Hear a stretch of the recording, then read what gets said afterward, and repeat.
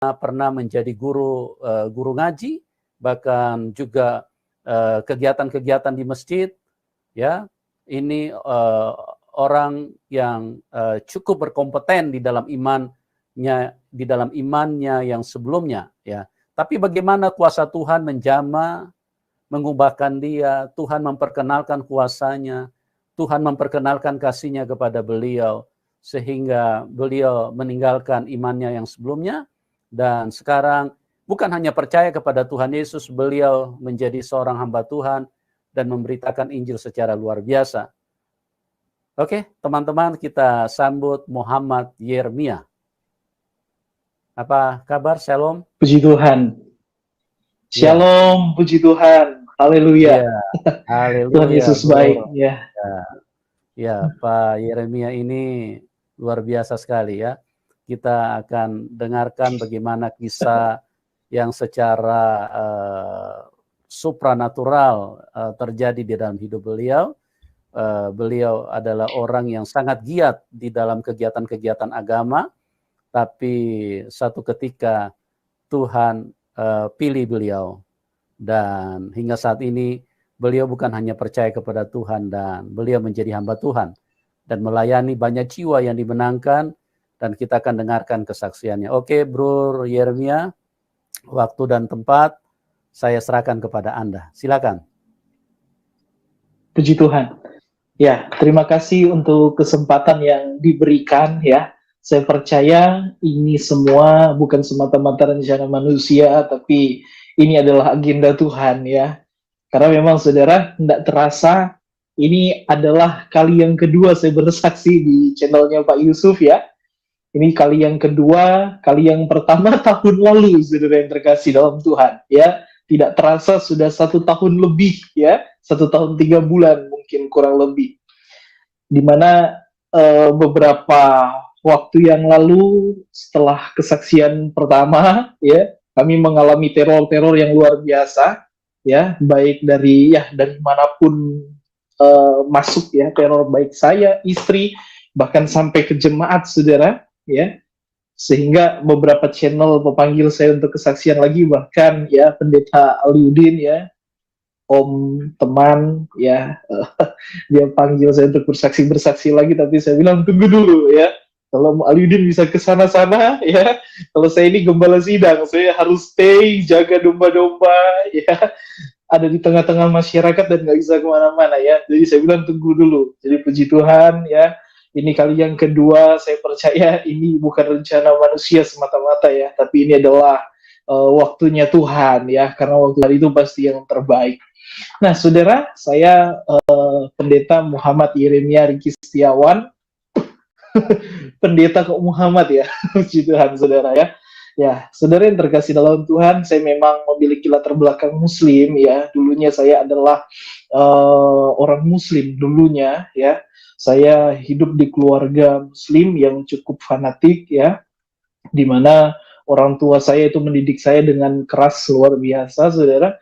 Bahkan waktu sejak kecil saya sudah ditanamkan kecintaan terhadap Al-Quran ya. Di saat-saat saya masih menginjak usia 5-6 tahun, saya sudah mulai belajar untuk menghafal Al-Quran, saudara. Itu semua didikan orang tua yang begitu keras buat saya. Bahkan ketika saya mulai masuk SD, SMP, saya dimasukkan ke pesantren ya, di mana didikan orang tua luar biasa, didikan orang tua. Tapi selama saya di pesantren, justru saya merasakan bahwa orang tua saya itu nggak bisa didik saya gitu ya, karena orang tua saya itu mereka di Aceh ya, dulunya di Aceh. Mereka tepatnya di Melabuh.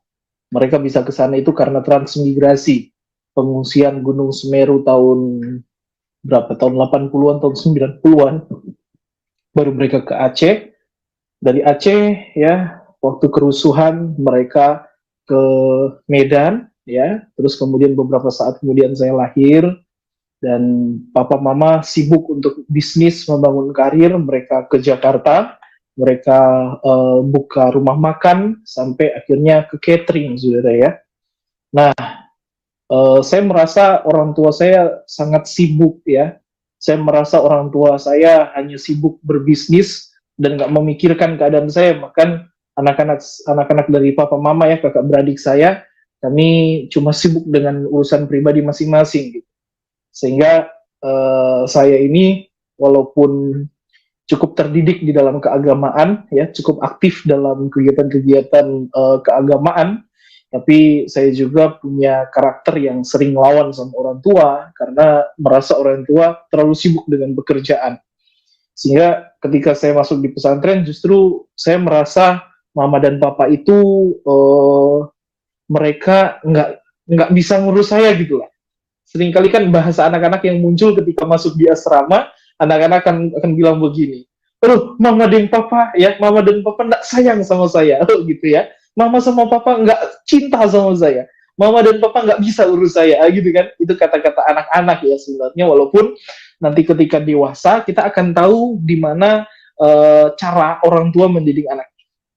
Nah, saya sempat kepahitan, sempat benci orang tua ya, dan kemudian ketika menginjak SMP saya sempat keluar dari pesantren ya. Ketika keluar dari pesantren saya mulai belajar bergaul karena kehidupan di pesantren itu luar biasa ya. Kita makan dibatasi, nggak bisa ngobrol bicara sama perempuan ya. Ada waktu-waktu khusus tertentu dan orang tua saya hanya 1 tahun 1 kali lihat saya gitu. Nggak bisa pegang handphone tiap hari dan lain-lain ya. Saya mengalami kesulitan yang luar biasa. Jadi ketika keluar dari pesantren ya seperti dilepas kandang. Saya mulai bergaul di lingkungan yang tidak baik ya. Saya mulai salah bergaul ya. Walaupun kalau dipikir mama dan papa sering kasih saya uang banyak gitu, tapi justru dengan uang yang banyak ini saya gunakan untuk pergaulan-pergaulan yang tidak baik. Sampai akhirnya orang tua saya tahu saya pakai narkoba, saya pergi ke keluarga yang ada di Aceh. Ya, waktu saya pergi ke Aceh ya, orang tua nyusul ya, cukup lama karena di Aceh, tepatnya di Lok Sukun, di Bukit Hagu, Patok 6 ya. Waktu itu nenek saya ya, oma masih hidup ya. Jadi mama papa waktu itu sama keluarga disuruh jaga oma. Tapi selama di Aceh kehidupan saya luar biasa, tambah rusak. Saya mulai kecanduan ganja, saudara. Saya mulai kecanduan ganja dan akhirnya ketika saya kedapatan saya memakai ganja dengan jumlah yang banyak, ya saya punya stok ganja. Kemudian ada keluarga yang nggak senang sama saya, ya karena waktu itu saya memang terus terang nakal sekali di kampung ya, di Bukit Hagu di Patok 6. Sampai akhirnya saya itu diusir sama keluarga ya, dan kemudian mama dan papa saya merasa malu. Akhirnya kita ke Jakarta lagi. Sampai di Jakarta kehidupan saya lebih rusak, luar biasa rusaknya ya. Dan kemudian ketika di Jakarta ya, tapi sebelumnya itu saya sempat ke Jawa ya, karena ada keluarga juga di Jawa, di Selorjo, di mana di kesaksian saya yang lalu ya, saya ini bicara garis besarnya, secara rincinya ada di kesaksian yang lalu ya, di mana saya juga pernah ke Jawa di tempatnya nenek yang dari mama, tepatnya di Selorjo, di Blitar ya, Jawa Timur, di desa Sumberjo, di mana saya pernah jadi imam masjid di situ, saya pernah ngajar ngaji di situ ya. Bahkan banyak orang-orang tua, nenek-nenek yang saya ajar ngaji di situ untuk belajar baca Iqra, baca Al-Quran. Nah, saya sambung di Jakarta tadi. Di Jakarta tadi hidup saya lebih luar biasa lagi, nggak karuan ya, di mana mama dan papa, dan saya dapati ternyata papa saya juga adalah seorang pemakai narkoba gitu. Tapi saya nggak tahu, karena saya kan di pesantren gitu. Dan saya dapati ternyata papa juga pemakai narkoba luar biasa. Nah, waktu selang beberapa tahun berlalu di Jakarta ya, dari Aceh tadi, terus kemudian papa mama sempat bangkrut dan kemudian ambil keputusan untuk ikut transmigrasi ke Sulawesi Utara ya, dengan harapan ya mama saya bahwa oh di daerah sana mungkin nggak ada lagi narkoba, ya nggak ada lagi, ya mungkin lah saya sama papa itu bisa bertobat, bisa berubah ya. Nah, ketika kami tiba di Manado ya, tepatnya di Tumpaso Baru ya, saudara, ternyata hidup saya lebih nggak karuan lagi gitu. Lebih nggak karuan lagi. Saya cukup keras ya, hidup di dunia yang sangat jahat ya. Tiap hari mabuk-mabukan ya, tiap hari ya saya nggak bisa sebutkan satu persatu karena saya terus terang malu gitu, malu. Betapa jahatnya saya dulu, betapa mengerikannya saya dulu, betapa kurang ajarnya dulu saya dulu, tapi kok sekarang bisa jadi hamba Tuhan ya. Sekarang bisa jadi gembala sidang. Saya terkadang malu sama diri saya sendiri. Tapi saya percaya ini bukan karena saya, ini karena Tuhan ya. Karena Tuhan. Kalau Tuhan yang pilih ya, kalau Tuhan yang tetapkan, kita nggak bisa lari kemana-mana. Nah, saya lanjut. Waktu di Tompaso Baru, saya beberapa kali terlibat ya, tawuran antar kampung. Kalau saudara mungkin pernah search di Google ya, saudara pernah mungkin yang tinggal di Manado khususnya tahu persis seperti apa keadaan di Tompaso Baru, betapa mengerikannya. Tapi puji Tuhan, saya bersyukur Tompaso Baru saat ini tingkat keamanannya luar biasa, bahkan kegiatan-kegiatan keagamaan lebih luar biasa lagi, karena puji Tuhan banyak yang mulai bertobat ya di kampung saya di Tompaso Baru. Nah, saya lanjut ke tadi, saudara, ketika sampai di Tompaso Baru, saya sering terlibat ya kerusuhan-kerusuhan antar kampung ya, sering pergi ke tambang ya, lokasi tambang Kerata Totok ya, ke daerah Dumoga, Toraut, bahkan beberapa kali kita ikut terlibat kerusuhan-kerusuhan di tambang dengan teman-teman dari Tompaso Baru ya.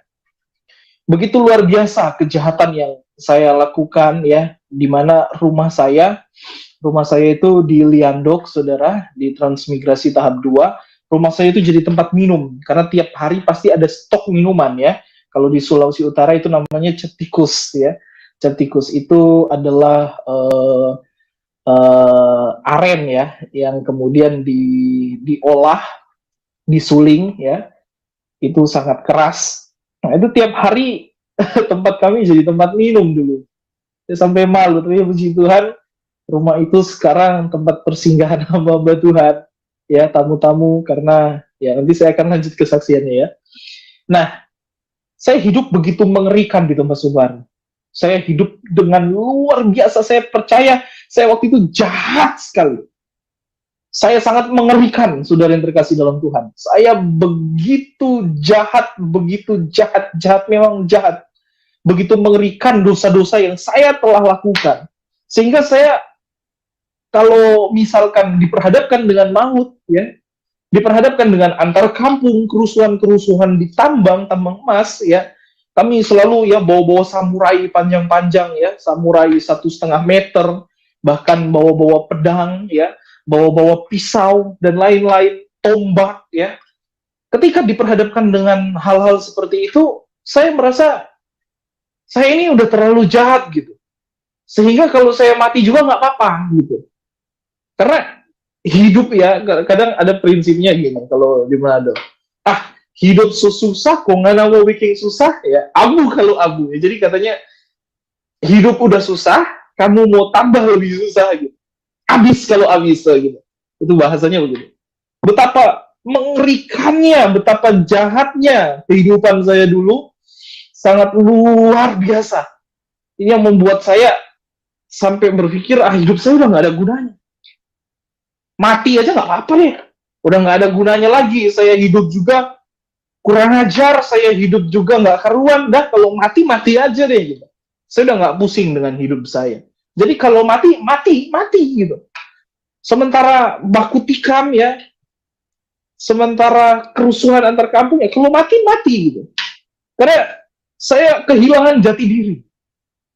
Saya kehilangan diri saya. Saya merasa hidup saya itu udah nggak berarti, udah nggak berguna. Jadi kalau mati aja deh. Nah, sampai suatu waktu ya, tahun 2014 saya sempat ikut kerusuhan besar di tambang Kerata Totok, mengakibatkan ya perang yang cukup parah pada saat itu, di mana saya pulang ke Tompaso Baru, saya mengalami depresi yang luar biasa. Saudara, saya mengidap asam lambung, ya. Asam lambung naik ke kepala karena saking stresnya saya waktu itu. Karena terus terang itu kerusuhan yang paling mengerikan bagi saya. Waktu saya pulang ke Tompaso Baru, saya itu nggak bisa lihat gelap. Gitu. Kalau saya lihat gelap, itu saya kayak ada orang yang mau datang bunuh saya gitu. Sehingga saya nggak bisa lihat gelap. Kalau mau tidur, saya nggak bisa kalau lampu dimatiin. Tapi saya akan kebayang-bayang orang-orang datang bawa golok, bawa samurai, mereka mau datang mau bunuh saya gitu. Saya ketakutan gitu. Dan saya sampai terus terang saya sampai muntah-muntah darah ya karena pengaruh dari asam lambung, di mana saya tahu lambung ini udah luka karena dari dulu saya masih remaja aja udah kenal minuman keras, udah pakai obat-obatan yang segala macam, sehingga organ-organ ini waktu itu rusak gitu. Apalagi karena asam lambung naik di kepala, saya nggak bisa lihat gelap. Bahkan mau tidur aja, saudara, saya peluk-peluk samurai. Saya mau tidur itu saya peluk-peluk samurai. Karena saya paling nggak bisa lihat gelap. Kalau saya lihat gelap, saya akan ketakutan luar biasa. Nah, dengan ketakutan yang luar biasa ini, saudara, ya, saya mulai waktu itu insyaf ya. Saya mulai aktif lagi untuk sembahyang. Saya mulai aktif lagi untuk baca Al-Quran. Sampai di transmigrasi ini, masjidnya terus terang terbengkalai. Karena yang mayoritas Muslim itu ada di tahap 1. Sedangkan tahap 1 itu adalah musola.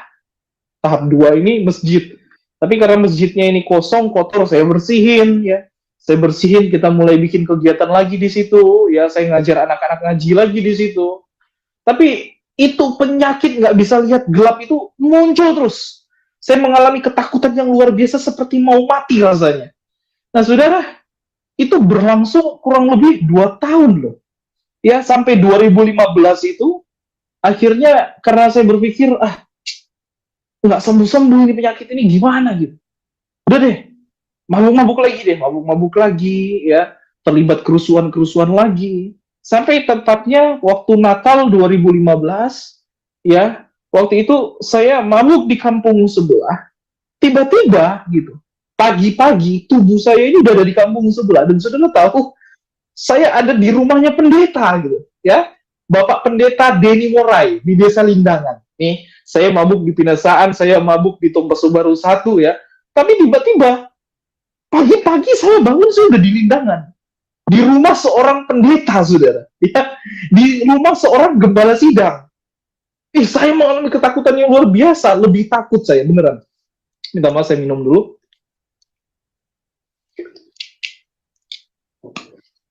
Ketakutan saya lebih luar biasa. Besoknya, saya minum lagi. Ya, saya mabuk lagi. Pagi-paginya, udah ada di tempat Pak Pendeta dan dimarahin lagi.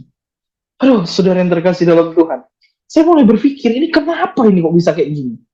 Nah, saya ingat waktu itu pendeta Denny Morai ini pertama kali ya. Jadi dia tinggal di Lindangan, dia ini buka perintisan pelayanan yang ada di Transmigrasi, karena di Transmigrasi belum ada gereja waktu itu, di tahap 2. Jadi dia merintis pelayanan di situ, ya. Dan pertama kali dia pergi, itu dia ketemu sama saya, ya. Ketemu sama saya dan saya yang bantuin, gitu. Jadi saya rasa sayang sekali dengan pendeta ini. Jadi saya malu kalau dalam keadaan mabuk, saya ketemu dia, saya malu sekali. Ya, ini jadi peringatan loh. Saya terus terang kadang jengkel nih sama anak-anak muda, apalagi di tempat saya khususnya di sini. Terkadang anak-anak muda udah nggak ngargain lagi hamba-hamba Tuhan. Gitu. Mereka mau mabuk, rokok di depan gembala, mereka nggak peduli gitu. Tapi saya ingat saya dulu, saya seorang Muslim, tapi saya paling malu dan takut sekali kalau pendeta lihat saya sementara mabuk. Nah, saya takut sekali gitu. Saya sayang sekali dengan pendeta. Saya bantuin dia ke transmigrasi. Dan tempat ibadahnya pertamanya itu di depan rumah saya gitu. Di depan rumah saya sama papa sama mama saya. Di depan rumahnya. Di rumah seorang mayor tentara, Bapak Satu Pakanan, saudara. Nah, beberapa waktu kemudian, saya mengalami hal yang sama. Ketakutan yang luar biasa waktu itu tahun baru, saudara. Saya mulai muntah-muntah darah lagi. Dan saya mulai pasrah gitu. Saya mulai pasrah gitu. Ya, saya nggak akan mabuk-mabuk lagi. Saya mau bertobat ya. Saya mau insyaf sungguh-sungguh. Saya nggak akan berbuat dosa lagi. Tapi ya manusia cuma sampai di mulut kadang. Kalau nggak ada kuasa Tuhan bekerja nggak akan bisa. Karena saudara, sehebat-hebatnya manusia mau memulihkan keadaan kita nggak bisa. Kita ini terbatas, kita ini berdosa. Kita butuh campur tangan Tuhan. Kita butuh buka hati buat Tuhan. Biarkan Tuhan yang bekerja. Tapi saya nggak ngerti waktu itu. Ya manusia begitu. Malam bilang bertobat, ya besoknya mabuk lagi. Waktu udah mabuk malam muntah-muntah gitu, bertobat minta-minta ampun sama Tuhan, besoknya bikin lagi gitu. Sampai tepatnya tanggal 6 Januari, tanggal 6 Januari ya, saya pergi ke seorang ya seorang guru ngaji ya, seorang ustadz ya, namanya Bapak Amiruddin. Saya ngobrol-ngobrol sama dia tentang iman, tentang orang Kristen gitu. Tapi penjelasannya itu enggak gitu loh di saya. Nah, itu saya mulai berpikir gitu. Saya mulai berpikir tentang kekristenan. Saya mulai berpikir tentang cinta saya ke Pendeta Denny Morai. Sampai akhirnya saya nggak tahu kenapa waktu itu tiba hari Minggu, ya, minggu pertama di bulan Januari di tahun 2016 gitu. Saya nggak tahu, tiba-tiba pagi-pagi ya, pagi-pagi saya udah ganti baju pakai batik, dan tiba-tiba waktu ibadah mulai di depan rumah saya itu, saya ada dorongan di hati ini untuk mau masuk ibadah gitu. Waktu mau masuk ibadah, sudah tahu ya, saya masih ingat persis ya, karena begitu nakalnya saya, begitu kurang ajarnya saya, begitu saya masuk gereja, waktu itu yang jadi worship leader, yang jadi pemimpin pujian ini Bapak Satu. Bayangin, dia sementara pimpin pujian, dia berhenti gitu. Jadi sementara haleluya, gitu, dia berhenti sudah. Dia bilang, "Oh, ngapain kamu di sini?" gitu. Dia bilang gitu sama saya. "Oh, saya nggak peduli gitu, saya nggak peduli." Saya udah masuk di gereja, tiba-tiba saya merasakan damai sejahtera yang begitu luar biasa, yang nggak pernah saya rasakan selama saya hidup di dunia malam, di dunia kejahatan, di dunia yang luar biasa, di dunia yang tidak kenal dengan Tuhan. Nah, saya mengalami ketakutan yang luar biasa. Saya mengalami kengerian yang luar biasa, tapi ketika saya masuk di tempat ibadah itu, saya merasakan sesuatu yang berbeda. Saya merasakan damai sejahtera. Saya merasakan ada sesuatu yang berbeda di gereja. Sehingga waktu Bapak Satu ini, dia kayaknya mau ngusir saya gitu. Tapi saya nggak mau keluar. Saya nggak peduli.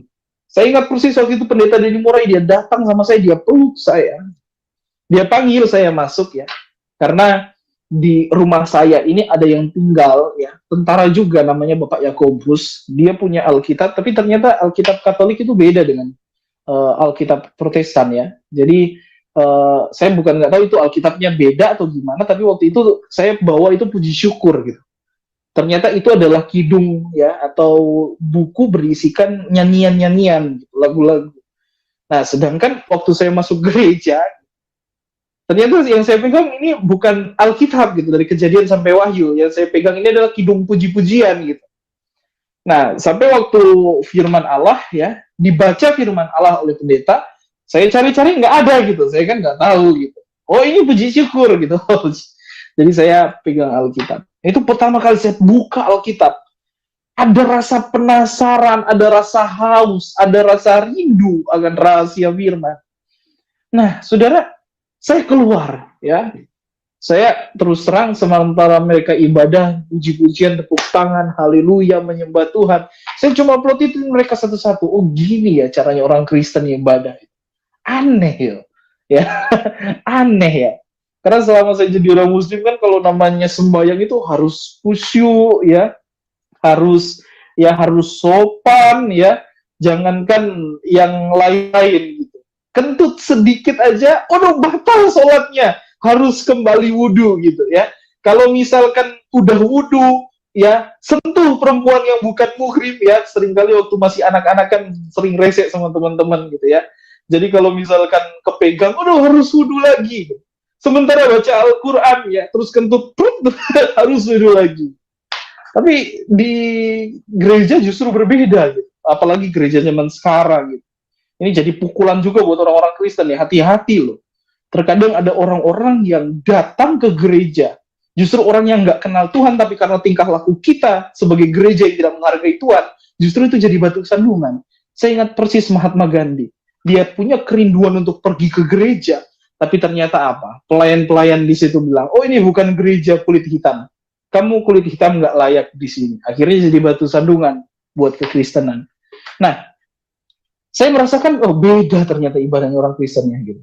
Saya keluar dari gereja dan saya berpikir, nggak mungkin saya jadi orang kafir, nggak mungkin saya murtad ya, nggak mungkin saya meninggalkan Islam, nggak mungkin. Pulang saya mulai belajar, tapi saya penasaran, sangat penasaran untuk melihat isi Alkitab. Saya baca, dan waktu itu Mama dan Papa sudah ingatkan saya untuk jangan ke gereja lagi. Nah, saudara yang terkasih dalam Tuhan, saya heran, minggu depannya lagi, begitu lagi. Udah hari Minggu, tiba-tiba saya udah mandi. Saya juga kayak orang linglung gitu. Loh, pengen masuk ke gereja lagi ya. Oh, udahlah, terakhir kali saya masuk gereja. Masuk aja hari ini, besok udah enggak lagi. Selama saya mulai masuk gereja itu, saya mulai tutup mata. Saya mulai ikut berdoa. Tapi saudara tahu, saya cuma bilang begini, terima kasih Tuhan. Terima kasih Tuhan. Saya cuma begitu-begitu di gereja. Saya keluar, saya pikir, nggak mungkin deh saya masuk Kristen. Nggak mungkin saya nyembah Yesus gitu. Yesus kan manusia, itu pikiran saya waktu itu. Saya mulai terus dalam kebimbangan, terus dalam kekhawatiran. Sampai akhirnya, ya saya tahu persis itu, beberapa minggu kemudian, saya kemudian masuk gereja, dan saya bilang sama Pak Pendeta, saya udah nggak tahan lagi damai sejahtera yang saya rasakan begitu luar biasa di gereja ini. Ya, saya nggak tahu ini perasaan apa, ini apa, saya nggak tahu Pak Pendeta. Tapi gimana caranya untuk jadi orang Kristen? Oh saudara, waktu itu Pendeta Denny Morea aja ragu-ragu untuk mau baptis saya.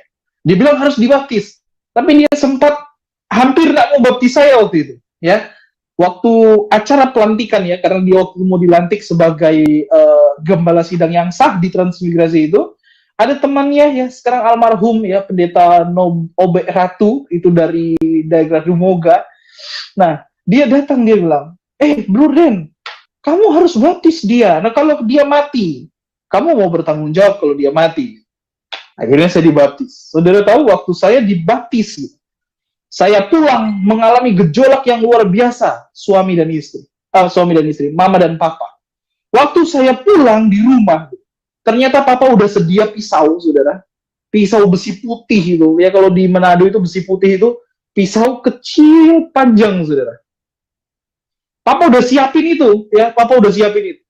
Waktu saya datang begitu buka pintu, papa langsung tikam saya.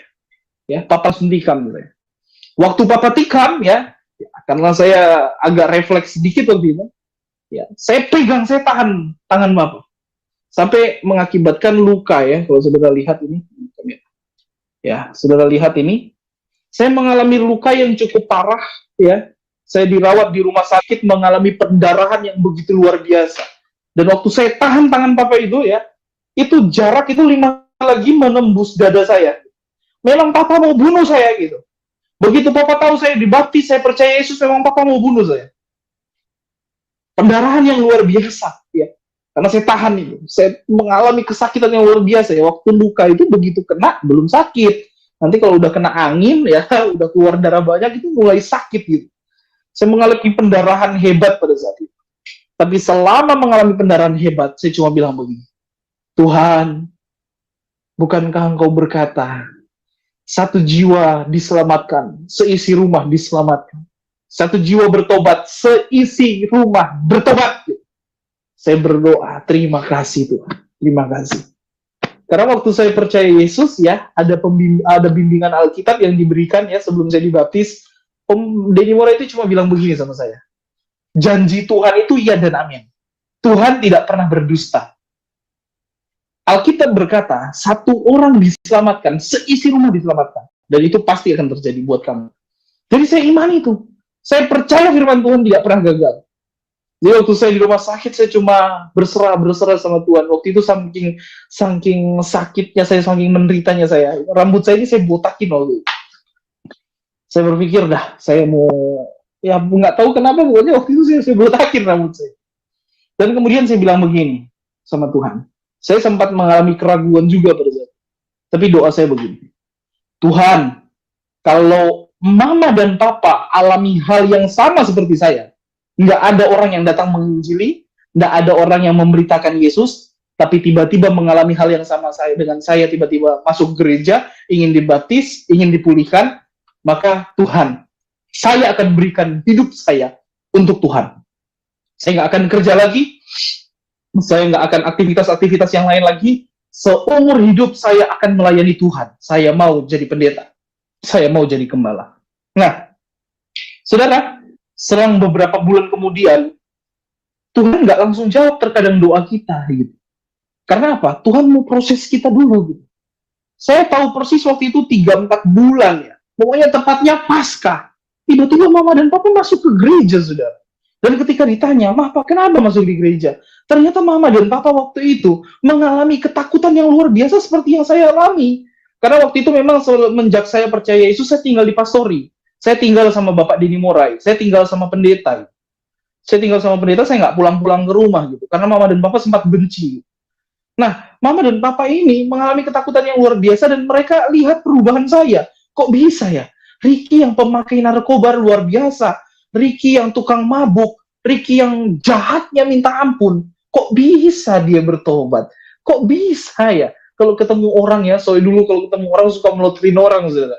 Ya, tapi sekarang kalau percaya Yesus ya, saya mengalami kedamaian yang luar biasa dan saya mau kedamaian itu dialami oleh semua orang gitu. Makanya saya kalau menyapa orang ya, terkadang saya ketemu ya Tuhan pertemukan sama orang-orang yang benci saya dulu karena saya nakal dulu ya. Ketika ketemu saya bilang selamat pagi ya. Puji Tuhan, gitu. Mereka senang, mereka terberkati. Nah, mama dan papa juga ternyata terberkati dengan sikap hidup yang saya lakukan pada saat itu. Dan kemudian mama dan papa memutuskan untuk percaya Yesus. Mereka bertobat, luar biasa. Nah, akhirnya saya mengabdikan diri saya untuk masuk sekolah Alkitab ya di Langoan, kelas 1 angkatan yang ke-73. Saya alami hal yang luar biasa. Ya karena apa? Selama saya sekolah Alkitab, mama dan papa nggak pernah besuk saya pergi ke sekolah Alkitab nggak punya uang sama sekali. Oh bayangkan saudara, saya pernah kehabisan sabun mandi di sekolah Alkitab saudara, ya karena kehabisan sabun mandi, ya kehabisan sabun mandi. Jadi kalau ada sabun-sabun bekas ya, warna biru, warna kuning, warna merah, warna putih ya, saya jadiin satu, saya jemur supaya keras, saya pakai mandi. Saya alami itu, saya mengalami proses yang hebat di dalam sekolah Alkitab. Sampai akhirnya saya praktek, terus kemudian setelah saya praktek, saya mulai menginjil, karena memang saya sempat sakit hati awalnya dengan gereja, ya ketika saya terjun lebih dalam, kok ternyata kok mengecewakan ya, kok di luar ekspektasi saya ya, karena saya berpikir, oh namanya hamba Tuhan itu suci, kudus, hidupnya sesuai firman, tapi ketika saya terjun lebih dalam, saya temui hal-hal yang justru mengecewakan saya di luar ekspektasi saya. Nah ini akhirnya jadi pelajaran buat saya bahwa dalam melayani Tuhan jangan lihat manusia. Manusia bisa mengecewakan, tapi lihat Yesus, lihat Tuhan. Tapi waktu itu saya belum mengerti konsep itu, akhirnya saya meninggalkan Sulawesi Utara. Saya mulai cari-cari pengalaman dalam pelayanan ya. Saya pergi ke Surabaya, saya pergi ke Bali, saya pergi ke Malang, saya pergi ke Jawa Tengah, saya pergi ke Jakarta, di Bandung, saya menginjil. Saya masuk ke pelosok-pelosok ya, banyak jiwa yang dibaptis, banyak jiwa yang disembuhkan. Saya pergi ke Medan, Batam ya, saya pergi ke Mentawai, saya pergi ke Padang, saya pergi ke kemana-mana saudara. Saya pergi ke Lampung, saya pergi ke Jambi, saya pergi ke Pekanbaru, bahkan sampai pergi ke Aceh. Saya beritakan Injil di mana-mana gitu. Sampai akhirnya saya tiba di Jakarta ya, ada seorang hamba Tuhan yang menegur saya. Dia bilang begini, "Bro, ya dalam waktu 1 tahun saya bisa mengelilingi Indonesia waktu itu. Saya keliling, saya khotbah di mana-mana ya. Banyak jiwa disembuhkan gitu. Banyak jiwa dipulihkan, banyak jiwa yang bertobat, banyak jiwa dibaptis, banyak jiwa mengalami kesembuhan gitu. Saya percaya ada penyertaan Tuhan pada saat itu. Tapi seorang hamba Tuhan ini justru tegur saya begini, dia bilang, "Bro, ya karena dia orang Manado ya, kalau saudara kenal mungkin pendeta Michael Poniello, dia bilang begini, "Bro, Tuhan dah suruh songana gitu." Jadi dia bilang, "Bro, Tuhan dah suruh kamu ke sana kemari." Saya mulai bingung gitu. Terus dia bilang begini, "Coba kamu ingat-ingat, apa janji kamu sama Tuhan?" Loh kok dia bisa tahu ya gitu. Akhirnya saya mulai sadar, oh Tuhan, ternyata ya mungkin Tuhan luaskan, saya bisa menginjil kemana-mana, tapi Tuhan mau tegur saya supaya saya balik lagi gitu. Supaya teguh dengan panggilan awal bahwa saya janji untuk saya mau jadi pendeta, saya mau jadi gembala sidang. Tapi menginjil tetap harus. Saya mulai bingung. Saya harus gimana ya? Saya harus gimana? Nah, mujizat penyediaan Tuhan pertama pada saat itu, saya diundang ke Batam ya, untuk pelayanan di Batam. ketika waktu itu ya, kartel itu pesawat mahal sekali waktu itu. Tiketnya dari Batam ke Manado itu hampir 7-8 juta waktu itu. Nah, saya punya uang cuma 6 juta, akhirnya cuma sampai di Surabaya. Waktu di Surabaya saya terus terang kehabisan uang, saudara. Saya kehabisan uang. Saya cuma berdoa begini, Tuhan, kalau mau Tuhan bawa saya balik ke Sulawesi Utara, jadi gembala di Sulawesi Utara, saya mau masuk lagi kelas 2 sekolah Alkitab di Sulawesi Utara. Tapi kalau Tuhan nggak izinkan, ya udah Tuhan nggak usah kirim tiket gitu. Saya nanti sekolah Alkitab di Batu Malang aja, terus kemudian saya akan berdoa untuk di mana Tuhan mau tempatkan saya. Nah, tiba-tiba waktu itu, saudara, dalam posisi yang nggak ada uang, saya di bandara, saya hubungi teman-teman saya, ya pendeta-pendeta, yang mereka nggak ada yang angkat, nggak ada yang respon waktu itu. Tapi tiba-tiba ketika saya buka HP, masuk transferan 7 juta, saudara, bayangkan itu. Saya pulang ke Manado, ongkos waktu itu 3,5 juta, ya masih ada sisanya 3,5 juta, saya gunakan untuk KKR di Pulau Biaro. Banyak jiwa yang dipulihkan di Pulau Biaro pada saat itu. Setelah itu saya pulang, ya saya ke Manado, nyebrang, dan akhirnya saya masuk pendidikan Sekolah Alkitab Languan, kelas 2, ya. Selama di Sekolah Alkitab saya berdoa, Tuhan, kalau memang harus jadi gembala di Manado, Tuhan buka jalan, ya. Sampai akhirnya saya dipertemukan dengan istri, kami menikah dan merintis memulai pelayanan yang ada di perumahan Karisma di Manado, saudara yang terkasih dalam Tuhan, ya, perbatasan Manado Minahasa itu. Nah, mulai merintis pelayanan di situ dengan proses yang luar biasa juga, ya, luar biasa proses yang Tuhan izinkan terjadi di dalam pelayanan, di mana kami memulai pelayanan dari masa pandemi, ya, tahun lalu dengan posisi yang nggak ada gedung gereja, nggak ada fasilitas ibadah yang layak, ya. Kami cuma ibadah di teras, ya. Saya sebagai gembala sidang waktu itu yang Tuhan percayakan, saya belum dilantik, masih merintis, ya. Masih merintis. Saya paling tidak mau lihat ke belakang. Kenapa saya tidak mau lihat ke belakang? Karena seringkali kecewa gitu. Seringkali kok sakit hati ya kalau lihat ke belakang. Begitu lihat di belakang, cuma 2 orang. Lihat ke belakang, aduh cuma 3 orang. Lihat ke belakang, ada cuma 4 orang gitu. Kami memulai pelayanan luar biasa masa pandemi, ya, masa pandemi. Waktu itu, ya, ada seorang hamba Tuhan bilang, coba deh kamu keliling jalan di perumahan. Doa, oke, saya kelilingi perumahan ini sama istri. Kita doa puasa, kita doakan. Dan kemudian saya kunjungi rumah-rumah satu persatu. Karena waktu itu masa pandemi, terus terang ada seorang anak Tuhan loh ini, ya, salibnya besar di depan pintu, dia bilang. Kamu pendeta tidak berhikmat, gitu. Masa pandemi kayak gini kamu jalan-jalan? Akhirnya saya sakit hati, saya pulang, saya bilang, Tuhan, saya nggak mau kayak gini lagi. Kalau memang Tuhan mau percayakan untuk saya layani jiwa-jiwa, saya percaya Tuhan pasti kirim jiwa. Akhirnya pelayanan terus dimulai, ya. Nah, ini saya akan cerita tentang cikal bakal pelayanan sampai sekarang, ya. Karena saya dilantik sebagai gembala sidang sahnya pada tanggal 23 November tahun lalu, gitu. Jadi waktu saya bersaksi waktu itu saya sementara merintis, ya, belum dilantik, ya, secara de facto saya sudah melayani, tapi secara de jure, ya, secara resminya saya belum diresmikan waktu itu. Nah, saya memulai pelayanan dari nol, ya. Memang ada beberapa jemaat yang sudah menyatakan diri, tapi memang kegiatan ibadah dan lain-lain waktu itu sangat terbatas. Jadi yang ibadah cuma 2-3 orang dan ibadahnya itu di teras. Kita kepanasan, kita kehujanan, tapi semangat terus untuk beribadah. Nah, cikal bakal pelayanan itu dimulai ketika pada bulan bulan Agustus, ada seorang anak Tuhan dari Palu, ya, minta maaf, dia mengalami tumor ganas besar, ya. Dia mengalami tumor ganas itu, minta maaf, payudaranya itu melingkar begini sampai di belakang. Nah, payudaranya ini minta maaf, payudaranya ini mengeluarkan darah dan nanah. Darah dan nanah ini kalau tercurah itu baunya busuk sekali. Sehingga satu hari itu harus dikompres 6 buah pampers. Kenapa harus dikompres pampers? Karena kalau tidak dikompres itu darah sama nanah akan mengalir berceceran ke lantai dan baunya busuk sekali. Nah, mereka dari Palu, dari Sulawesi Tengah, mereka datang berobat di salah satu rumah sakit terkenal di Manado, dan dokter waktu itu angkat tangan. Dokter bilang, ya, udah deh, kumpulin aja keluarga, karena mungkin udah tidak lama lagi umurnya untuk hidup, gitu.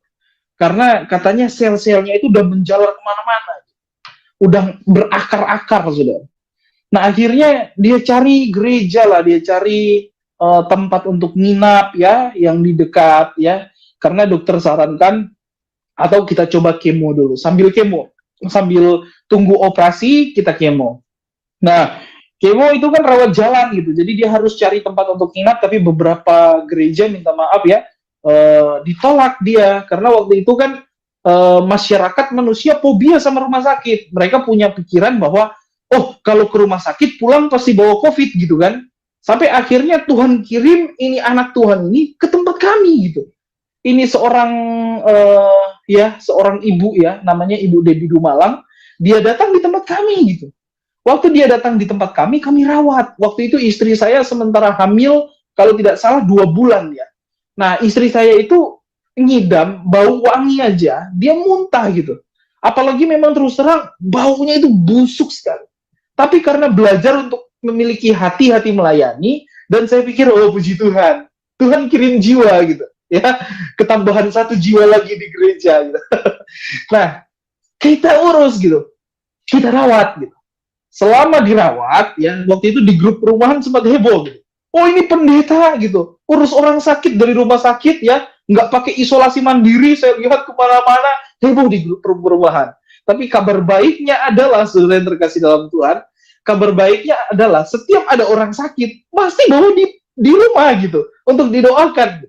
Akhirnya ketambahan jemaat, selama kami rawat ibu ini di rumah ya, terjadi terus pertolongan Tuhan, jiwa-jiwa bertambah, jiwa-jiwa berdatangan, sampai akhirnya panas di teras ini ya.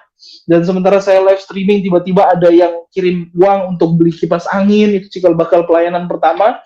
Dan kemudian saya berpikir, saya berdoa, Tuhan, tahun 2021 saya akan mulai pembangunan gereja. Karena terus terang, kami mengalami banyak kesulitan di pelayanan. Saya sama istri pernah terpaksa harus puasa karena nggak ada makanan. Habis beras, kulkas itu saya sampai cabut. Kenapa saya cabut? Karena udah kosong isinya. Saya sama istri alami itu. Saudara coba pikir, di mana ada pendeta yang mau kasih persembahan nggak punya uang. Saya sama istri saya pernah alami itu. Di mana kita nggak punya uang, nggak punya apa-apa, terpaksa harus puasa karena nggak ada makanan. Tapi saudara, banyak pertolongan Tuhan yang Tuhan izinkan di dalam hidup kita, gitu. Jadi di titik sesulit apapun, di tengah-tengah masalah yang sangat berat, ujian yang sangat luar biasa, ternyata Tuhan tidak pernah meninggalkan gitu. Nah, saudara, waktu saya tutup puasa sama istri ya, terpaksa harus puasa karena nggak ada makanan. Kita tahu nggak ada makanan, tapi istri saya atur piring ya, atur sendok. Mana makanannya? Oh nanti Tuhan sediakan, yuk kita doa. Gitu. Kita doa ya. Sementara saya berdoa, tiba-tiba ada seorang anak Tuhan datang gitu. Pendeta, saya bawa beras 2 karung gitu. Saya bawa beras 2 karung. Saudara tahu, dengan iman saya berdoa, Tuhan, ini di meja nggak ada makanan, tapi kita mengucap syukur sama berkat Tuhan. Gitu. Tuhan pasti sediakan makanannya. Gitu. Jadi saudara, tiba-tiba seorang anak Tuhan datang gitu. Pendeta, saya bawa beras 2 karung, tapi kalau dua-duanya saya taruh di sini, ya itu lama akan habis lama sekali gitu. Atau 1 aja pendeta, ya udah nggak apa-apa, 1 aja bersyukur kita. Dikasih beras 1 karung ya. Terus ternyata dia bilang begini, yang satunya saya kasih mentahnya gitu. Jadi dikasih uang ya, envelope yang sangat tebal gitu. Jadi beras, sayur-sayur dan lain Tuhan cukupkan terus. Nah, sampai akhirnya ada seorang anak Tuhan ya. Waktu itu saya terus terang seorang hamba Tuhan yang ya sederhana, sangat sederhana, dan waktu itu memang terus terang Tuhan izinkan mengalami banyak-banyak kekurangan gitu loh waktu itu, awal-awal pelayanan itu. Nah, sampai ada seorang anak Tuhan begini, pendeta, kalau ngantar orang sakit ini ya Ibu Debbie, pakai apa? Oh saya kadang pesan InDrive, pesan taksi online ya, dan kadang juga pakai motor kalau mau beli obat-obat dan lain-lain. Tambah lagi Ibu Gembala, udah perutnya waktu itu udah mulai besar. Dia bilang, pendeta kasihan kalau cuma pakai motor gitu. Pendeta harus punya mobil gitu. Akhirnya dia transfer uang ya, dia bawa uang yang cukup besar jumlahnya. Waktu itu 70 juta ya, 70 juta. Dia bilang, pendeta cari mobil-mobil second aja deh, supaya pendeta ada mobil gitu. Dan kemudian saya minta izin sama dia, saya bilang, kalau boleh minta izin ya, gitu. Ini uang ini saya nggak akan beli mobil, karena saya percaya Saya ini pendeta, tapi nggak akan berkurang nilai saya kalau cuma pakai motor gitu. Nggak harus pakai mobil kok. Kalau boleh uang ini akan digunakan untuk dana awal pembangunan gereja. Dia pikir, dia bilang begini, kok ada pendeta kayak kamu ya? Dikasih mobil kok malah dijual buat gereja. Dia bilang gereja itu urusannya jemaat, nanti jemaat yang bangun gitu. Udah deh nggak apa-apa, ini sebagai dana awal supaya jemaat-jemaat juga semangat membangun. Kami mulai waktu itu 70 juta ya, terus kemudian diawali janji iman jemaat-jemaat ya, waktu itu terkumpul hampir 10 juta. Jadi kami mulai dari 80 juta gitu. Dan kemudian kita bongkar ya, rumah ini kita bongkar, terus kemudian untuk sementara saya sama istri tinggal sama orang tua, terus kemudian yang sakit ini tadi dia tinggal di rumah jemaat. Nah itu cikal bakal pelayanan dimulai dari situ. Saya masih ingat persis pembangunan ini di start mulai pada tanggal 5 Maret ya, tanggal 5 Maret. Nah, pembangunan mulai tanggal 5 Maret, saudara. Saya berpikir begini, oh anggaran 80 juta mungkin bisalah sampai lantai 2 gitu. Saya pikir begitu. Tapi ternyata anggaran 80 juta itu, saudara, ya itu cuma pondasi sama tiang loh. Ternyata membangun luar biasa ya. Ya, puji Tuhan. Sampai akhirnya saya harus ya mengorbankan segala-galanya. Saya dikasih tab sama jemaat ya. Tab untuk saya gunakan, saya juga sebagai seorang pengajar ya, sebagai guru ya. Saya mengajar, saya khotbah, saya rasa nyaman memang pakai tab, tapi harus dijual ya. Kami jual televisi, kami jual apa yang bisa kami jual untuk pembangunan ya. Jual-jual terus karena memang udah kehabisan ya. Harus bayar material, harus bayar tukang, dan saudara tahu selama berapa tahun saya nggak pernah sakit asam lambung lagi, tapi sementara membangun ya, asam lambung saya kambuh, saya sampai muntah-muntah darah, saya sampai nangis-nangis, minta-minta ampun, bermohon sama Tuhan untuk Tuhan menyediakan. Sampai akhirnya harus bayar tukang ya saudara, dan kemudian udah nggak punya uang sama sekali. Saya sama istri jual cincin kawin loh, beneran. Jual cincin kawin ya. Dimana waktu itu istri sempat nggak mau juga sebenarnya untuk jual cincin kawin, karena mereka ya istri-istri ya, apalagi istri saya, dia sangat menghargai cincin pernikahan. Saya pikir jual aja deh dulu untuk bayar pembangunan ya, untuk bayar tukang. Dan terus terang semenjak itu saya sama istri sering cekcok di rumah gitu. Kamu ya seringkali nggak punya waktu buat keluarga, kamu ya seringkali nggak punya waktu buat anak, kamu ya seringkali cuma pembangunan terus gitu. Karena terus terang saudara, selama membangun gereja, saya semuanya, baik persembahan, baik persepuluhan, baik korban-korban yang ada di gereja, itu semuanya udah nih, atur aja buat pembangunan semuanya. Saya sama istri seringkali kelaparan, minta maaf sampai anak saya pun beberapa kali kehabisan pampers gitu. Nggak punya pampers gitu. Kehabisan pampers sampai ya orang Manado bilang blas. Sampai lecet-lecet itu, minta maaf ya, bagian belakangnya sampai lecet-lecet, sampai merah-merah karena pampersnya nggak diganti gitu ya. Berapa kali kita harus alami itu. Saya sama istri cekcok ya, bingung, stres, saya stres dengan pembangunan, saya mengalami tekanan yang luar biasa dan hebat saudara. Sampai akhirnya pembangunan ini terus ya kita bercucuran air mata ya. Dan kemudian jemaat-jemaat bilang, oh kita galang dana gitu. Saya bilang, udah deh gitu. Udah nggak usah, kalau bawa proposal jalan-jalan, dah. Saya nggak mau gitu. Nggak boleh kayak gitu. Kita pasrah aja, Tuhan pasti sediakan kok. Sampai akhirnya saudara kita beribadah cuma di tenda ya, pinggir di jalan ya. Jadi jalannya ditutup, kita ibadah pakai terpal. Tapi luar biasa, jemaatnya bertambah terus ya. Waktu ibadah di tenda itu sampai 28 keluarga ya. Dimulai pembangunan itu dimulai dari yang aktif ini ya, yang aktif 3-4 keluarga lah. Tapi sementara mulai pembangunan, mulai diterpal itu udah 25 keluarga waktu itu jemaat Tuhan. Nah mulai semangat lagi untuk membangun, luar biasa cara Tuhan ya. Tuhan menyediakan selalu tepat pada waktunya saudara. Bahkan gedung gereja ini secara luar biasa, saya kaget ya, dalam waktu 8 bulan ya. Jadi Maret ya, Desember selesai. Dalam waktu 8 bulan, gereja dan pastori 2 lantai bisa selesai gitu ya. Dengan bangunan yang cukup besar ya, lantai 1 dan lantai 2 bisa selesai dengan anggaran 800 juta lebih ya. Kalau dengan interior, barang-barang yang lain, itu hampir 1 miliar saudara. Dalam waktu 8 bulan, saya akhirnya sekarang kok mulai kaget dan menghitung-hitung berkat Tuhan, kata Daud ya. kecaplah dan lihatlah perbaikan Tuhan, kebaikan Tuhan begitu luar biasa gitu. Membangun gereja dalam waktu kalender kerja 8 bulan dengan anggaran hampir 1 miliar, berarti 1 bulan itu harus punya gaji 100 juta lebih. Nah saudara, kita hamba Tuhan pendeta itu kita nggak terima gaji gitu. Saya terus terang saya nggak terima gaji dari organisasi gitu. Saya melayani dengan hati yang murni, lalu bagaimana dengan makan minum saya? Tuhan pasti sediakan kok. Tuhan pasti sediakan. Memang pada awalnya banyak bercucuran air mata. Kami terus jual apa yang bisa kami jual untuk pembangunan. Bahkan saya terjun kerja langsung ya. Dimana waktu melester saya turun melester, nyampur semen. Waktu ngecor lantai 2 saya turun sampai luka-luka ya. Bahkan saudara banyak tantangan yang saya alami gitu. Saya seringkali dihina orang. Saya seringkali dianggap remeh orang. Karena apa? Saya suka pakai celana pendek, terus kotor-kotoran semen. Jadi kalau saya beli material, kadang orang senggol lain-lain lah. Wah, pokoknya banyak yang saya alami. Tapi saya diproses Tuhan. Diproses Tuhan luar biasa gitu ya, saudara.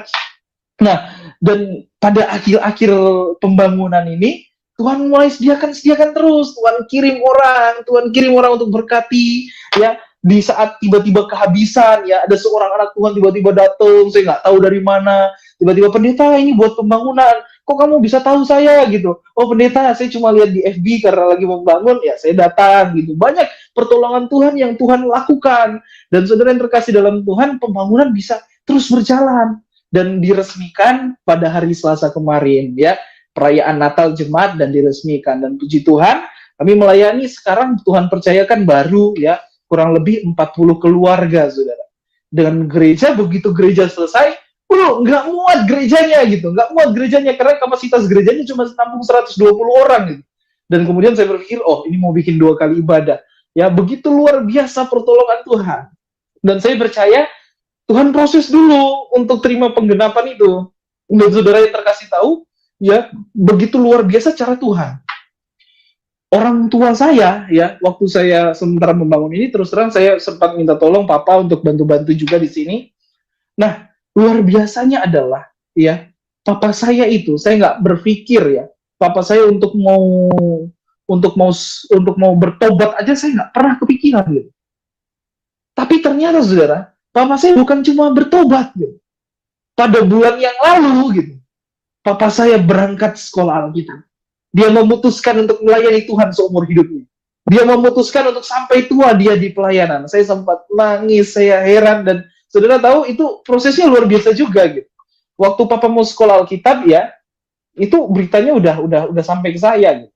Tapi waktu mau berangkat bulan lalu ya, itu hari Minggu, saya ada tamu dari Bogor. Ya kalau ada tamu itu biasanya saya semua persembahan dan lain-lain saya nggak ambil.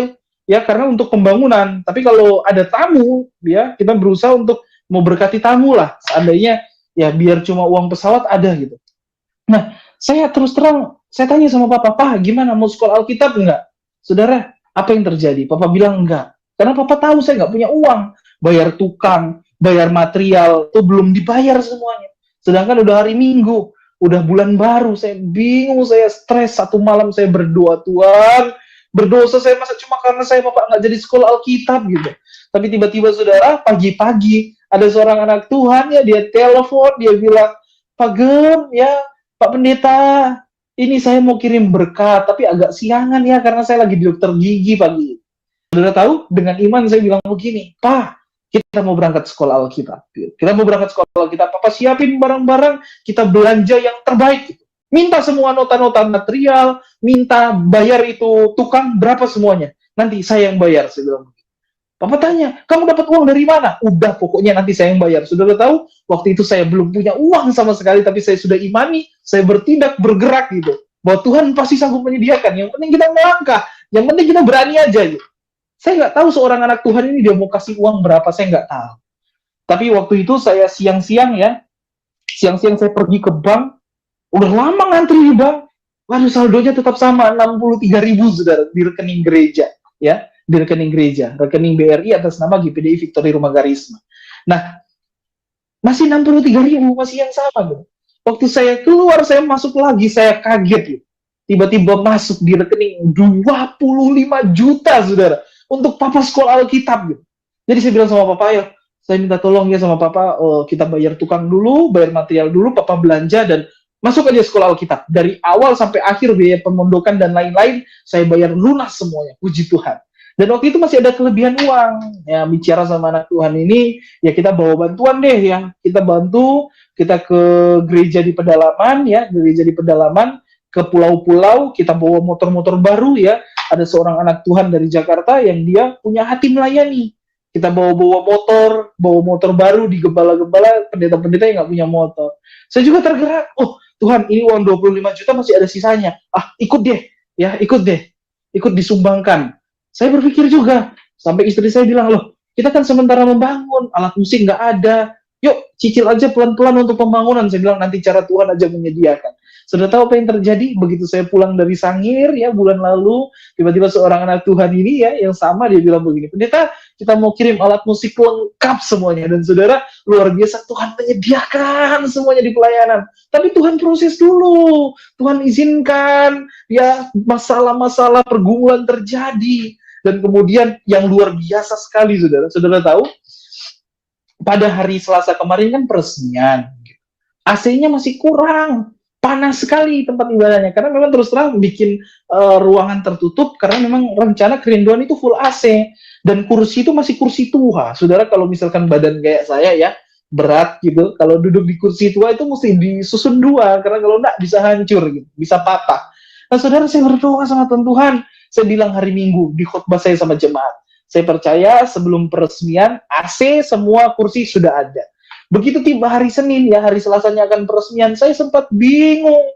Kursinya belum ada, AC-nya belum ada. Tapi saudara, serahkan kekhawatiranmu semuanya sama Tuhan. Kalau kamu cuma mau pikir sendiri dengan pikiranmu yang terbatas, mau stres kamu. Serahkan semua sama Tuhan. Jangan pakai cara sendiri. Kalau pakai cara sendiri banyak kok, bisa ngutang, bisa ambil pinjaman di bank, tapi saya nggak pernah mau kayak gitu.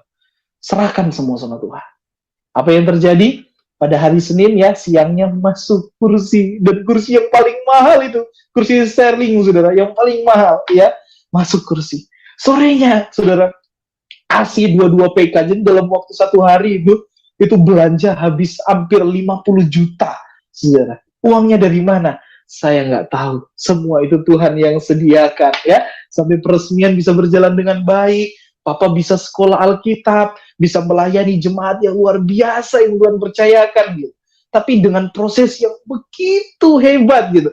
Sampai terus terang ya, waktu ketua majelis daerah hadir ya, dia resmikan gereja ini, dia bilang ini sebuah prestasi ya, karena di Sulawesi Utara baru ini bisa membangun gereja selama 8 bulan gitu. Dan baru dilantik sebagai pendeta. Saya bersyukur, tapi terus terang prosesnya nggak gampang loh. Karena saya selalu teringat proses Abraham gini saudara ya. Ketika Tuhan panggil kamu, Tuhan berjanji, engkau akan diberkati, makanan minummu akan dicukupkan. Tapi saudara lihat, kalau saudara simak baik-baik kisah Abraham, Abraham itu kan diberi janji sama Tuhan. Engkau akan menjadi bapa bangsa yang besar, engkau akan dicukupkan kebutuhanmu. Tapi saudara lihat, baca baik-baik Alkitab, Abraham pernah kelaparan. Sekarang kita tanya, loh mana janji Tuhan? Katanya Tuhan akan memberkati makan minum Abraham. Kok Abraham pernah kelaparan? Dia pernah mengungsi ke Mesir, ya. Di Mesir juga dia mengalami gejolak, dia mengalami tekanan, dia mengalami masalah. Dia pindah lagi. Abraham sempat pindah-pindah kok.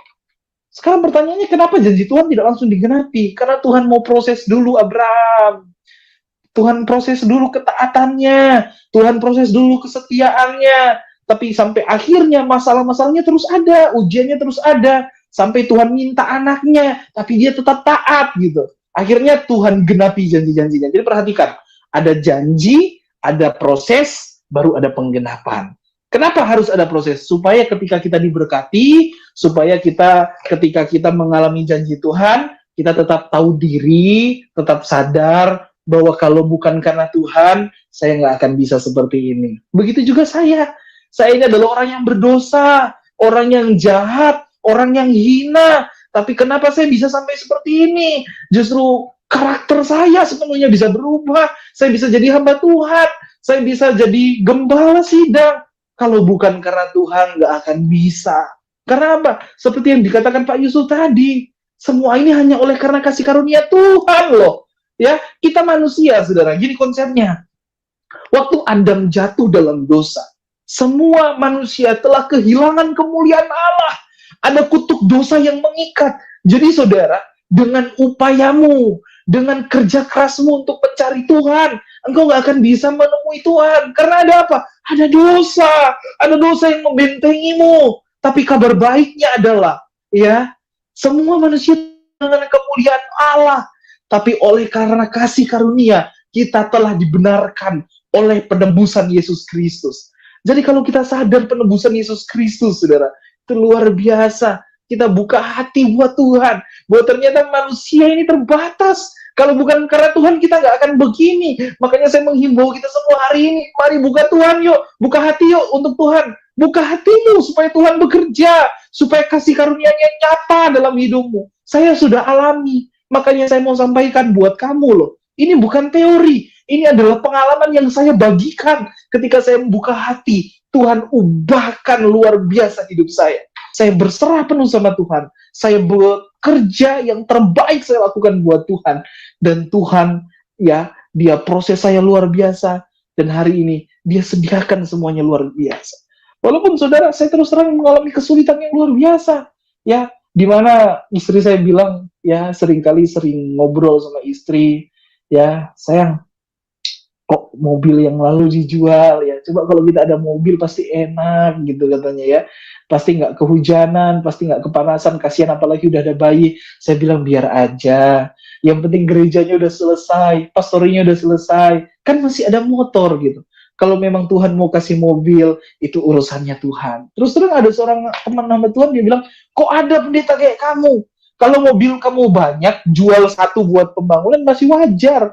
Ini kan mobil aja nggak punya, udah mustel mau dijual gitu. Udah semuanya untuk gereja, untuk pembangunan.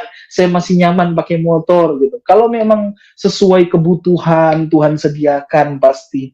Karena saya percaya Tuhan selalu mengerti kebutuhan kita gitu loh. Ini saya terus bawa dalam doa. Supaya apa? Supaya kita memiliki kesadaran kalau bukan karena Tuhan kita nggak begini loh. Saya yang jahat, saya yang hina. Saya yang berdosa, tapi ternyata Tuhan mau mati buat kita. Tuhan menebus kita. Tuhan menggantikan kita. Supaya kita yang hina. Supaya kita yang berdosa. Beroleh belas kasihan Tuhan. Oleh kasih karunia kamu diselamatkan dengan iman. Ya kata firman. Ya karena begitu besar kasih Allah akan dunia ini. Jadi ternyata Tuhan mengasihi kita semua. Semua manusia dikasihi Tuhan gitu loh. Tapi siapa yang mau buka hati buat Tuhan? Siapa yang mau mengabdikan, memberikan diri buat Tuhan? Ini luar biasanya Tuhan. Ini cinta kasih Tuhan buat semua orang. Mari yuk buka hati yuk sama Tuhan yuk. Mari yuk sadar bahwa hidup kamu telah ditebus Tuhan. Dengan upayamu yang terbatas berdosa, kamu gak akan bisa ketemu Tuhan yang sempurna gitu. Makanya Tuhan mau datang. Dia mau gantikan posisi kita. Supaya kita yang hina dijadikannya mulia. Supaya kita yang berdosa diselamatkan oleh penebusan di kayu salib. Ini yang berkali-kali harus disampaikan.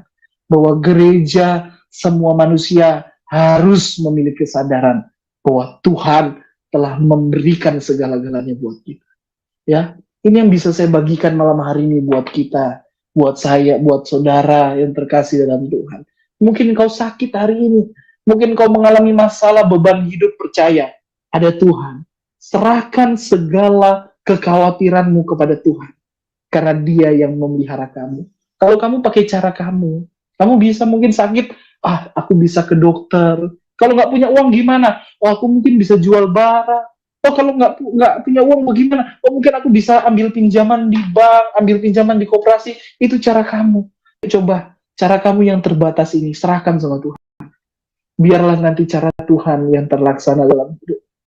Saya nggak pernah kepikiran orang tua bertobat. Tapi luar biasanya ternyata papa saya bisa sekolah Alkitab semua karena Tuhan.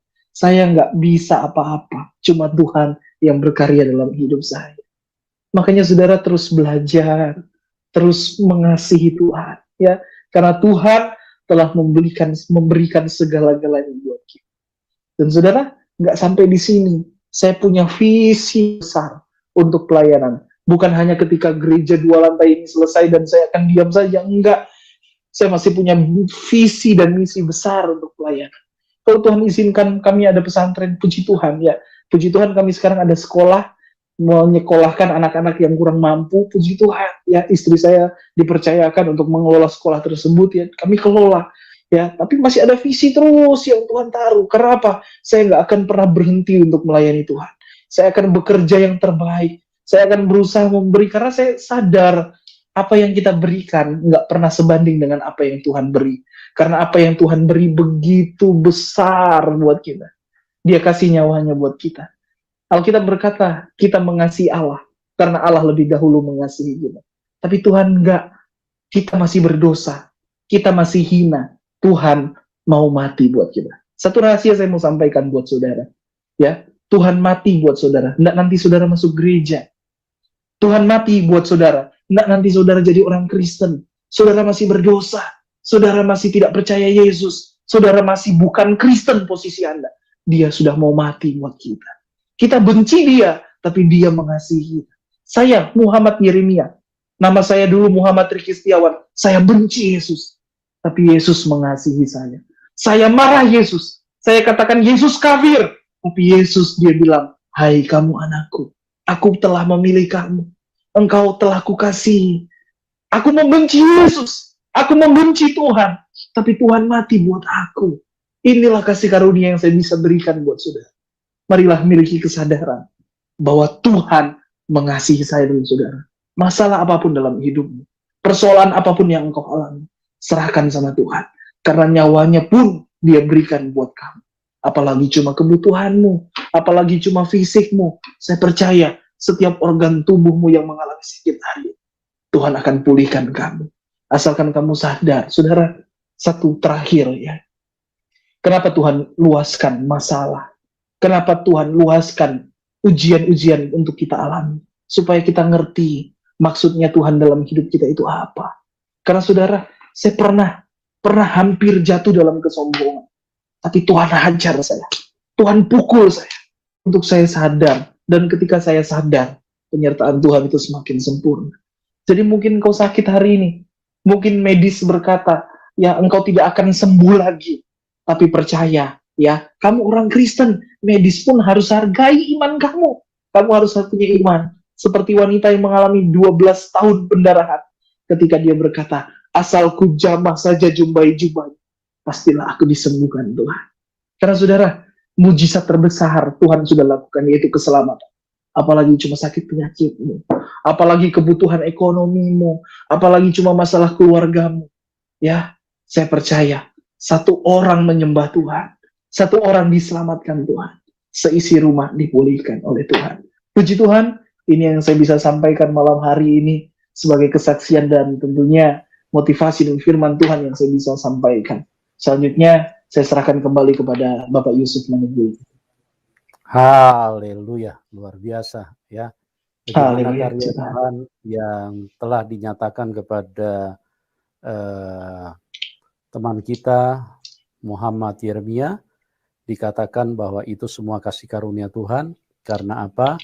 Karena Tuhan Yesus itu adalah Tuhan yang baik, Tuhan yang sangat peduli dengan manusia. Kenapa? Karena Dia yang menciptakan manusia. Dialah satu-satunya pribadi yang peduli. Kalau di dalam hidup ini orang tua kita belum tentu memperhatikan kita. Karena apa? Karena keterbatasan daripada orang tua. Karena kendala, karena kondisi yang membuat mereka tidak mungkin bisa selalu peduli. Walaupun keinginan ada, tapi mereka tidak selalu bersama-sama dengan kita. Tapi Tuhan Yesus menyatakan kasih-Nya. Tadi dikatakan oleh Bapak Yeremia, Muhammad Yeremia, bagaimana dia membenci Tuhan. Tapi Tuhan Yesus itu tidak dipengaruhi dengan kebencian atau sifat jahat yang ada di dalam manusia. Karena itu semuanya perbuatan iblis. Iblis mengajarkan manusia untuk membenci. Iblis mengajarkan manusia untuk saling membunuh, menghalalkan darah orang. Tapi Tuhan Yesus datang mengajarkan cinta kasih. Karena Dia sayang kepada manusia. Dari sini tidak ada yang bisa membantah kalau Dia adalah Tuhan yang sebenarnya. Dialah satu-satunya Tuhan. Tidak mungkin ada dua Tuhan, teman. Jadi pastikan hidupmu Jangan sampai Anda salah alamat, jangan sampai Anda salah beriman, karena hanya Tuhan yang benar yang bisa membawa kita ke surga. Betapa luar biasa Tuhan telah mengasihi. Jadi kalau Tuhan mengasihi bukan karena kita sudah masuk gereja, bukan karena Anda sudah jadi pendeta baru Tuhan mau kasihi, baru Tuhan mau nyatakan. Paulus juga adalah satu contoh waktu dia masih bernama Saulus. Dia adalah pembunuh daripada orang-orang yang percaya kepada Tuhan Yesus. Tapi kita melihat di sini kasih Tuhan tidak dibatasi oleh apa yang dilakukan Paulus. Tapi Tuhan mengasihi semua manusia. Oleh sebab itu jangan keraskan hatimu. Kalau engkau merasakan jamahan Tuhan, engkau merasakan kasih Tuhan, datanglah kepada Tuhan. Karena menyangkut iman itu adalah urusan pribadi, bukan urusan keluarga. Orang tua kita tidak bertanggung jawab terhadap keselamatan kita. Karena menghadap Tuhan itu masing-masing. Kita meninggalkan dunia ini sendiri-sendiri. Tidak ada mati berkelompok, mati secara bersamaan. Semua masing-masing, sendiri-sendiri. Nah, oleh sebab itu, biarlah imanmu bukan karena iman keturunan. Saya perhatikan ada begitu banyak hidup manusia yang tragis, karena mereka hanya beriman karena keturunan, tidak mengalami Tuhan. Cuman karena orang tua ikut. Jadi ini satu hal yang perlu kita jadi cerdas, jadi bijak, karena Tuhan itu harus dialami. Tidak bisa cuma apa yang tertulis di dalam buku. Kalau kita hanya tertulis di dalam buku, betapa kacaunya kita punya hidup. Karena semua orang bisa tulis buku. Ya, penipu besar pun bisa tulis buku. Oleh sebab itu, carilah, selidikilah, pelajarilah, dan alamilah Tuhan. Kalau kita mengalami Tuhan, tidak bisa dibantah bahwa Dia adalah Tuhan. Tapi kalau kita cuma membaca, apalagi cuma kata orang, kasihan. Jangan sampai terlambat, teman-teman. Karena kalau kita sudah mati meninggalkan dunia ini, sudah tidak ada kesempatan untuk bertobat. Banyak orang berkata nanti kalau sudah mati, kita kalau manusia masuk neraka nanti bisa dipindahin ke surga. Itu cerita bohong, ya. Itu semuanya tidak ada bukti kebenarannya, itu cerita dongeng. Karena apa? Karena kalau manusia bisa dipindahkan ke surga, manusia ada di neraka bisa dipindahin ke surga, tidak perlu ada nabi-nabi, tidak perlu ada para rasul, tidak perlu ada ibadah. Tidak perlu, kan nanti juga akan dipindahkan kok. Ya, jadi jangan mau kita digoblokin sama iblis, jangan mau digoblokin sama setan. Berpikiranlah cerdas karena itu untuk keselamatan hidup setiap kita.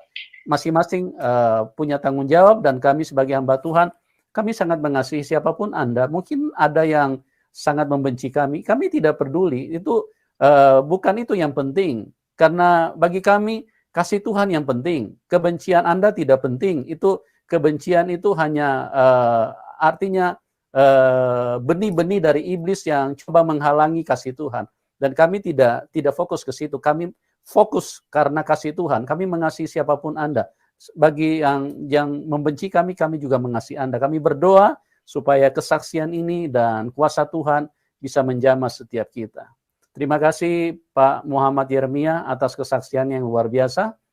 Kami berdoa Bapak terus dipakai Tuhan dan terus melayani dengan luar biasa dan memenangkan banyak jiwa karena Tuhan memilih dan Tuhan telah menyatakan mujizat secara luar biasa. Dan bagi teman-teman juga terima kasih yang sudah bersama-sama di dalam link ini. Bagi Anda yang diberkati, silakan dukung hambanya, Bro Yeremia, Muhammad Yeremia. Nomor rekeningnya kami taruh di layar deskripsi. Ya, teman-teman, biar orang yang menyala-nyala di dalam Tuhan, yang melayani Tuhan, kita dukung supaya mereka bisa lebih maksimal lagi di dalam pelayanan. Oke, kita akhiri dulu sampai di sini dan kita akan berjumpa di program selanjutnya. Dan salam kemenangan buat kita semua. Amin.